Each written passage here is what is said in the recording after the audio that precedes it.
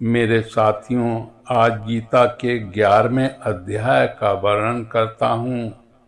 अर्जुन बोले, मुझ पर अनुग्रह करने के लिए आपने जो परम गोपनीय अध्यात्म विषय वचन अर्थात उपदेश कहा, उससे मेरा यह ज्ञान नष्ट हो गया है। क्योंकि हे कमल नेत्र, मैंने आपसे भूतों की उत्पत्ति और प्रलय विस्तार पूर्वक सुने हैं तथा आपकी अविनाशी महिमा भी सुनी है। हे परमेश्वर, आप अपने को जैसा कहते हैं ये ठीक ऐसा ही है, परंतु हे पुरुषोत्तम, आपके ज्ञान, ऐश्वर्य, शक्ति, बल, वीर और तेज से युक्त ऐश्वर्य रूप को मैं प्रत्यक्ष देखना चाहता हूँ। हे प्रभु, उत्पत्ति, स्थिति और प्रलय तथा अंतर्यामी रूप से शासन करने वाला होने से भगवान का नाम प्रभु है। यदि मेरे द्वारा आपका वो रूप देखा जाना शक्य है, ऐसा आप मानते हैं, तो हे योगेश्वर, उस अविनाशी स्वरूप का मुझे दर्शन कराइए। श्री भगवान बोले, हे पार्थ, अब तू मेरे सैकड़ों हजारों नाना प्रकार के और नाना वर्ण तथा नाना आकृति वाले अलौकिक रूपों को देख। हे भरतवंशी अर्जुन, तू मुझ में आदित्यों को अर्थात अदिति के द्वारा 12 पुत्रों को, 8 वस्तुओं को, 11 रुद्रों को, दोनों अश्वनी कुमारों को और 49 मरुद्गणों को देख तथा और भी बहुत से पहले न देखे हुए आश्चर्यमय रूपों को देख। हे अर्जुन, अब इस मेरे शरीर में एक जगह स्थित चराचर सहित संपूर्ण जगत को देख तथा और भी जो कुछ देखना चाहता हो सो देख, परंतु मुझको तो इन अपने प्राकृत नेत्रों द्वारा देखने में निस्संदेह समर्थ नहीं है। इसी से मैं तुझे दिव्य अर्थात अलौकिक चक्षु देता हूँ, इससे तू मेरी ईश्वरीय योग शक्ति को देख। संजय बोले, हे राजन, महायोगेश्वर और सब पापों के नाश करने वाले भगवान ने इस प्रकार कहकर उसके पश्चात अर्जुन को परम ऐश्वर्ययुक्त दिव्य स्वरूप दिखलाया। अनेक मुख और नेत्रों से युक्त, अनेक अद्भुत दर्शनों वाले, बहुत से दिव्य भूषणों से युक्त और बहुत से दिव्य शस्त्रों को धारण किए हुए और दिव्य गंध का सारे शरीर में लेप किए हुए, सब प्रकार के आश्चर्यों से युक्त, सीमा रहित और सब ओर मुख किए हुए विराट स्वरूप परम देव परमेश्वर को अर्जुन ने देखा। आकाश में हजारों सूर्यों के एक साथ उदय होने से उत्पन्न जो प्रकाश हो, वो भी उस विश्व रूप परमात्मा के प्रकाश के सदृश कदाचित ही हो। पांडु पुत्र अर्जुन ने उस समय अनेक प्रकार से विभक्त अर्थात प्रथम संपूर्ण जगत को देवों के देव श्री कृष्ण भगवान के उस शरीर में एक जगह स्थित देखा। उसके अनंतर आश्चर्य से चकित और पुलकित शरीर अर्जुन प्रकाशमय विश्वरूप परमात्मा को श्रद्धा भक्ति सहित सिर से प्रणाम करके हाथ जोड़कर बोले। अर्जुन बोले, हे देव, मैं आपके शरीर में संपूर्ण देवों को तथा अनेक भूतों के समुदायों को, कमल के आसन पर विराजित ब्रह्मा को, महादेव को और संपूर्ण ऋषियों को तथा दिव्य सर्पों को देखता हूँ। हे संपूर्ण विश्वों के स्वामिन, आपको अनेक भुजा, पेट, मुख और नेत्रों से युक्त तथा सब ओर से अनंत रूपों वाला देखता हूँ। हे विश्वरूप, मैं आपके न अंत को देखता हूँ, न मध्य को और न आदि को ही। आपको मैं मुकुट युक्त, गदा युक्त और चक्र युक्त तथा सब ओर से प्रकाशमान तेज के पुंज, प्रज्वलित अग्नि और सूर्य के सदृश ज्योति युक्त, कठिनता से देखे जाने योग्य और सब ओर से अप्रमेय स्वरूप देखता हूँ। आप ही जानने योग्य परम अक्षर अर्थात पर ब्रह्म परमात्मा हैं। आप ही जगत के परम आश्रय हैं। आप ही अनादि धर्म के रक्षक हैं और आप ही अविनाशी सनातन पुरुष हैं, ऐसा मेरा मत है। आपको आदि अंत और मध्य से रहित, अनंत सामर्थ्य से युक्त, अनंत भुजा वाले, चंद्र सूर्य नेत्रों वाले, प्रज्वलित अग्नि स्वरूप मुख वाले और अपने तेज से इस जगत को संतृप्त करते हुए देखता हूँ। हे महात्मन, ये स्वर्ग और पृथ्वी के बीच का संपूर्ण आकाश तथा सब दिशाएं एक आपसे ही परिपूर्ण हैं तथा आपके इस अलौकिक और भयंकर रूप को देखकर तीनों लोक अति व्यथा को प्राप्त हो रहे हैं। वे ही देवताओं के समूह आप में प्रवेश करते हैं और कुछ भयभीत होकर हाथ जोड़े आपके नाम और गुणों का उच्चारण करते हैं तथा महर्षि और सिद्धों के समुदाय कल्याण हो ऐसा कहकर उत्तम उत्तम स्तोत्रों द्वारा आपकी स्तुति करते हैं। जो 11 रुद्र और 12 आदित्य तथा 8 वायु, साध्य गण, विश्वए देव, अश्विनी कुमार तथा मरुद्गण और पितरों का समुदाय तथा गंधर्व, यक्ष, राक्षस और सिद्धों के समुदाय हैं, वे सभी विस्मित होकर आपको देखते हैं। हे महाबाहो, आपके बहुत मुख और नेत्रों वाले, बहुत हाथ जंघा और पैरों वाले, बहुत उदरों वाले और बहुत सी दाढ़ों के कारण अत्यंत विकराल महान रूप को देखकर सब लोग व्याकुल हो रहे हैं तथा मैं भी व्याकुल हो रहा हूँ, क्योंकि हे विष्णु, आकाश को स्पर्श करने वाले, दैदीप्यमान अनेक वर्णों से युक्त तथा फैलाए हुए मुख और प्रकाशमान विशाल नेत्रों से युक्त आपको देखकर भयभीत अंतःकरण वाला मैं धीरज और शांति नहीं पाता हूँ। दाढ़ों के कारण विकराल और प्रलय काल की अग्नि के समान प्रज्वलित आपके मुखों को देखकर मैं दिशाओं को नहीं जानता हूँ और सुख भी नहीं पाता हूँ।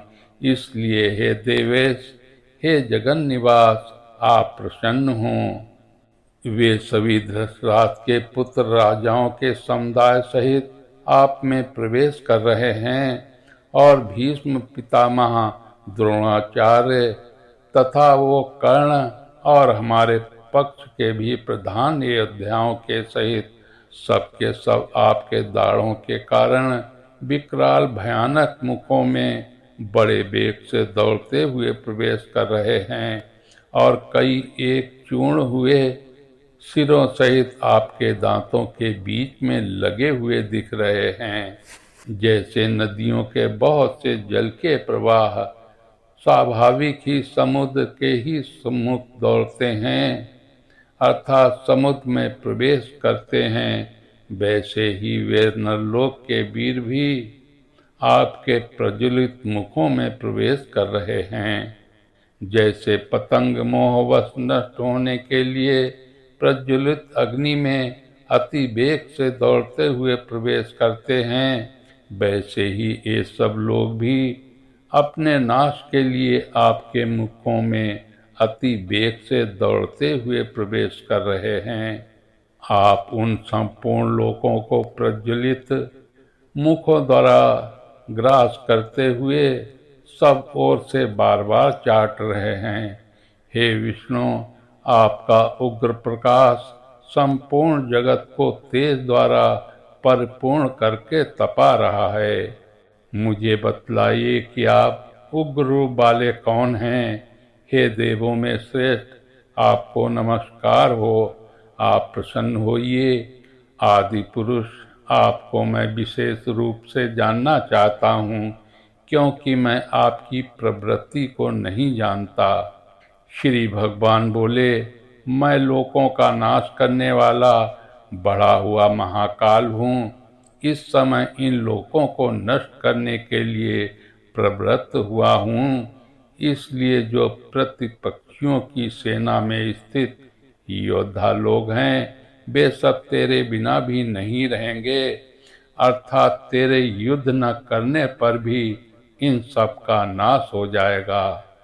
अतएव तू उठ, यश प्राप्त कर और शत्रुओं को जीतकर धन्य धान्य से संपन्न राज्य को भोग। ये सब शूरवीर पहले ही से मेरे द्वारा मारे गए हुए हैं। हे सभ्य सचिन, तू तो केवल निमित्त मात्र बन जा। द्रोणाचार्य और भीष्म पितामह तथा जयद्रथ और कर्ण तथा और भी बहुत से मेरे द्वारा मारे हुए शूरवीर योद्धाओं को तू मार। भय मत कर, निस्संदेह तू युद्ध में बैरियों को जीतेगा, इसलिए युद्ध कर। संजय बोले, केशव भगवान के इन वचनों को सुनकर मुकुटधारी अर्जुन हाथ जोड़कर कांपते हुए नमस्कार करके, फिर भी अत्यंत भयभीत होकर प्रणाम करके भगवान श्री कृष्ण के प्रति गदगद वाणी से बोले। अर्जुन बोले, हे अंतर्यामिन, यह योग ही है कि आपके नाम गुण और प्रभाव के कीर्तन से जगत अति हर्षित हो रहा है और अनुराग को भी प्राप्त हो रहा है, तथा भयभीत राक्षस लोग दिशाओं में भाग रहे हैं और सब सिद्धगणों के समुदाय नमस्कार कर रहे हैं। हे महात्मन, ब्रह्मा के भी आदिकर्ता और सबसे बड़े आपके लिए वे कैसे नमस्कार न करें, क्योंकि हे अनंत, हे देवेश, हे जगत निवास, जो सत असत और उनसे परे अक्षर अर्थात सच्चिदानंद घन ब्रह्म हैं, वो आप ही हैं। आप आदिदेव और सनातन पुरुष हैं। आप इन जगत के परम आश्रय को जानने वाले तथा जानने योग्य और परम धाम हैं। हे अनंत रूप, आपसे ये सब जगत व्याप्त अर्थात परिपूर्ण है। आप वायु, यमराज, अग्नि, वरुण, चंद्रमा, प्रजा के स्वामी ब्रह्मा और ब्रह्मा के भी पिता हैं। आपके लिए हजारों बार नमस्कार नमस्कार हो। आपके लिए फिर भी बार बार नमस्कार नमस्कार। हे अनंत सामर्थ्य वाले, आपके लिए आगे से और पीछे से भी नमस्कार। हे सर्वात्मन, आपके लिए सब ओर से ही नमस्कार हो, क्योंकि अनंत पराक्रमशाली आप समस्त संसार को व्याप्त किए हुए हैं। इससे आप ही सर्वरूप हैं। आपके इस प्रभाव को न जानते हुए आप मेरे सखा हैं, ऐसा जानकर प्रेम से अथवा प्रसाद से भी मैंने हे कृष्ण, हे यादव, हे सखे, इस प्रकार जो कुछ बिना सोचे समझे हठात कहा है। और हे अच्युत, आप जो मेरे द्वारा विनोद के लिए विहार, शय्या, आसन और भोजन आदि में अकेले अथवा उन सखाओं के सामने भी अपमानित किए गए हैं, वो सब अपराध अप्रमेय स्वरूप अर्थात अचिंत प्रभाव वाले आपसे मैं क्षमा करवाता हूँ। आप इस चराचर जगत के पिता और सबसे बड़े गुरु एवं अति पूजनीय हैं। हे अनुपम प्रभाव वाले, तीनों लोकों में आपके समान भी दूसरा कोई नहीं है, फिर अधिक तो कैसे हो सकता है। अतएव हे प्रभु, मैं शरीर को भली भांति चरणों में निवेदित कर प्रणाम करके स्तुति करने योग्य आप ईश्वर को प्रसन्न होने के लिए प्रार्थना करता हूँ। हे देव, पिता जैसे पुत्र के, सखा जैसे सखा के और पति जैसे प्रियतमा पत्नी के अपराध सहन करते हैं, वैसे ही आप भी मेरे अपराध को सहन करने योग्य हैं। मैं पहले न देखे हुए आपके इस आश्चर्यमय रूप को देखकर हर्षित हो रहा हूँ और मेरा मन भय से अति व्याकुल भी हो रहा है। इसलिए आप उस अपने चतुर्भुज विष्णु रूप को ही मुझे दिखलाइए। हे देवेश, हे जगन निवास, प्रसन्न होइए। मैं वैसे ही आपको मुकुट धारण किए हुए तथा गदा और चक्र हाथ में लिए हुए देखना चाहता हूँ। इसलिए हे विश्वस्वरूप, हे सहस्त्रबाहो, आप उसी चतुर्भुज रूप से प्रकट होइए।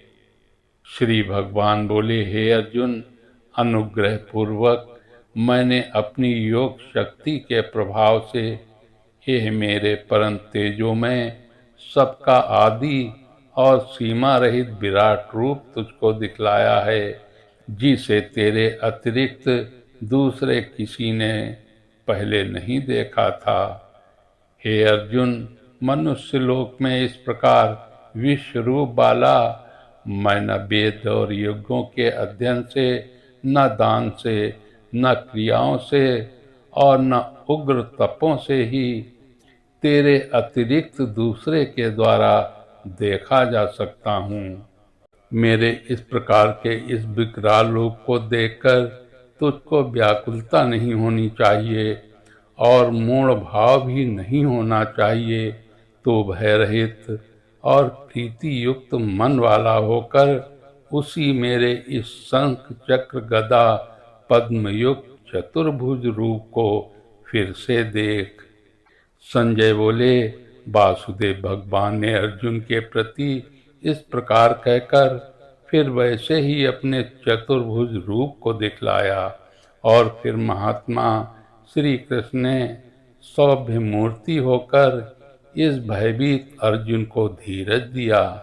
अर्जुन बोले, हे जनार्दन, आपके इस अति शांत मनुष्य रूप को देखकर अब मैं स्थिर चित्त हो गया हूँ और अपनी स्वाभाविक स्थिति को प्राप्त हो गया हूँ। श्री भगवान बोले, मेरा जो चतुर्भुज रूप तुमने देखा है, इसके दर्शन बड़े ही दुर्लभ हैं। देवता भी सदा इस रूप के दर्शन की आकांक्षा करते रहते हैं।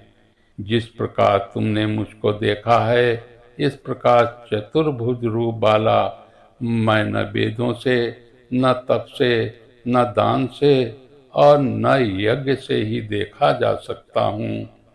परंतु हे परंतप अर्जुन, अनन्य भक्ति के द्वारा इस प्रकार चतुर्भुज रूप वाला मैं प्रत्यक्ष देखने के लिए, तत्व से जानने के लिए तथा प्रवेश करने के लिए अर्थात एक ही भाव से प्राप्त होने के लिए भी शक्य हूँ।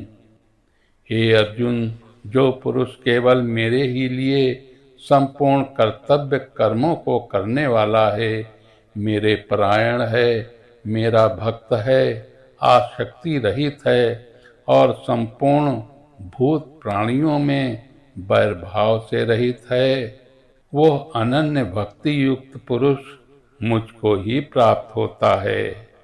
मेरे साथियों, गीता का 11वां अध्याय अब यहीं पर समाप्त होता है।